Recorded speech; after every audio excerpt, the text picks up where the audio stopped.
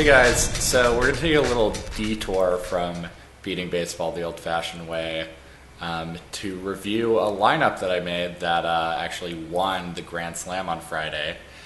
I just want to review it and show how my lineup was constructed, review it a little bit, see what I did right, what I did wrong, and what we can learn from it. Now, I do want to say the reason this is a detour from beating baseball the old-fashioned way is I didn't enter a single lineup in this tournament. As you can see, I got first and seventh, so clearly I didn't. I actually entered several. But that doesn't mean that we can't learn from this lineup, and that doesn't mean that you can it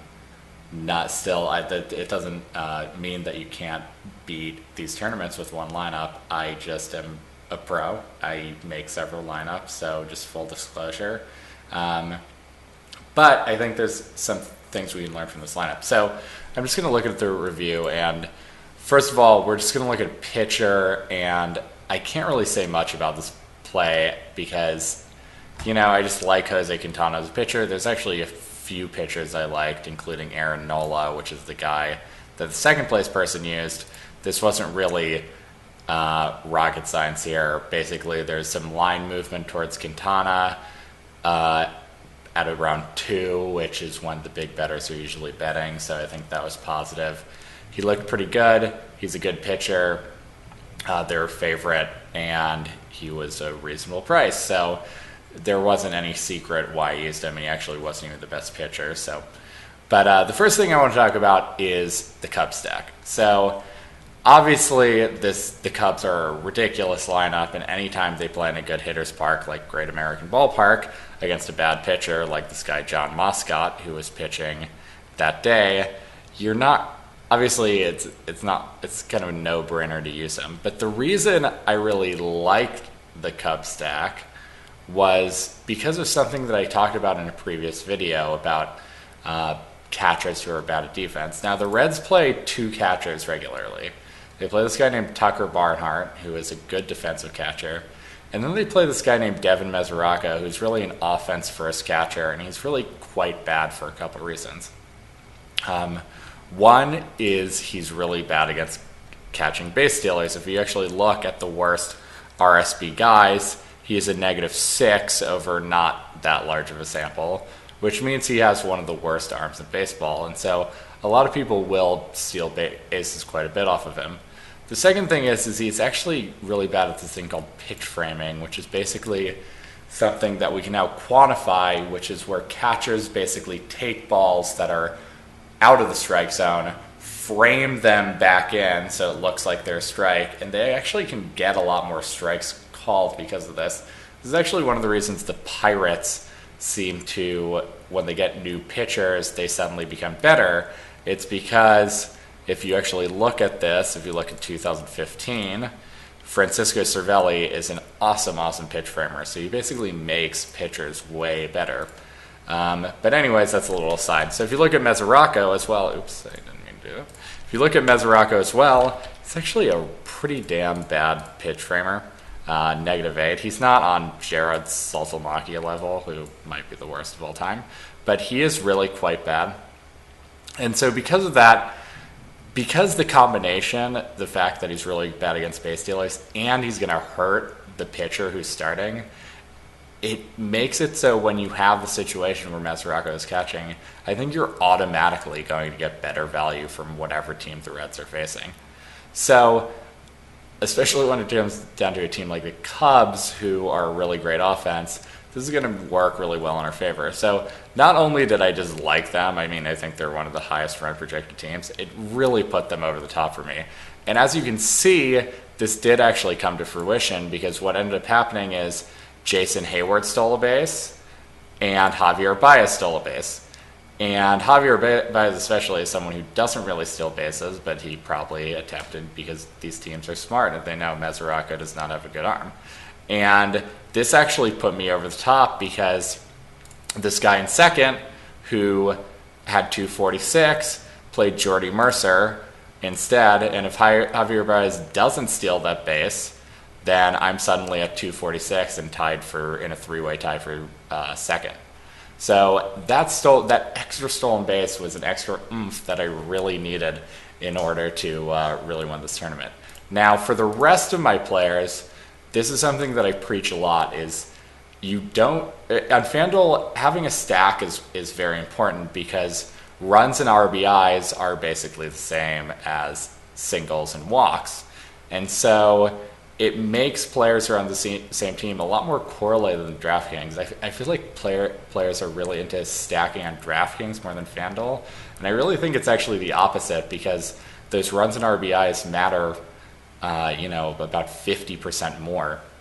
And so it's pretty damn important to have a good stack. So I stacked the Cubs, and I ended up using the second hitter, the fourth, fifth, and sixth hitter. Good correlation there, and these were just the best value hitters there. And also Anthony Rizzo is a beast. And so for the rest of my lineup, I really wanted to make sure I had the upside because it's a guaranteed prize pool tournament. The money is at the top, so you really need to help your upside. So one thing I did is I used some home run hitters. You had Miguel Sanjo. He's basically a boom or bust player. He's only 3.5% owned, but he can hit a home run in any situation. And tonight was no exception. He hit a home run. Curtis Granderson as well. He luckily had 2 home runs. I didn't even think this was going to happen. There was no secret there, but he's a good power hitter, leads off, and he had a good matchup against a bad pitcher in Bud Norris. So these guys aren't stacks, but they have that upside that's going to really help you win a tournament. Mike Moustakas as well. This is actually a matchup I really loved because if you actually look, they're facing Giovanni Gallardo, and they're facing Gallardo. So this is something to keep an eye out for, and it's kind of hard to see, but if you're seeing a pitcher who's struggling, you should really look this up because one thing is that with power hitters, basically the slower the ball is thrown, the bigger chance they have to hit a home run. So if you look for pitchers who are already pretty bad at giving up home runs and have velocity decreases, that usually means that they're going to give up even more home runs. And if you look at Gallardo, his pitch FX data, you can see a pretty substantial decrease on velocity in his fastball. And if you actually check the news recently, Gallardo just actually went to the DL because I think he had shoulder tendonitis, which makes sense because he's throwing really slow, and it doesn't really we don't really know why. So he's already a guy who gives up some home runs, and so with this velocity decrease, I actually liked the power hitters on the Royals quite a bit. And so Moustakas wasn't that highly played, which surprises me because they're actually at a high run projection. But this upside was huge. He had a home run, he had 2 doubles, hit for a lot of power, and was basically the key player that helped me win this tournament. And then lastly, Buster Posey, who I think was a sneaky good play, and actually I think he had a double taken away from him because of just some bad luck at the end of this game. He could have had an even better game. But one thing that I really like to look at, so Posey, a lot of people will basically just play Posey if he's facing a lefty, which is fine. He mashes lefties. But you should look for these right-handers who have reverse splits like Jared Cozart. If you look at Cozart on FanGraphs, he really actually gets hit better against righties, or at least it's a neutral. And so when you have a really good hitter like Posey, who is just very, very good, and he gets this type of matchup, people aren't really going to be on him. So if you actually look, his WOBA is 20 points higher against righties than it is against lefties. That's pretty insane. This is usually what you'd see from a left-handed pitcher. And so you can actually take advantage of this by just taking really good hitters of the same handedness, because basically no one's going to use him, even though Posey was really well priced, only 8% owned, because he didn't have that left on right matchup. So you can really take advantage of this because you get a great righty hitter against a righty who's actually going to struggle against him, and you can get some upside here. So in summary, basically, keys to winning on FanDuel: do a stack for sure, because there's definitely a lot of correlation here. target those catchers who are going to really be a detriment to their pitcher, like Mesoraco or Gerard Saltomachia.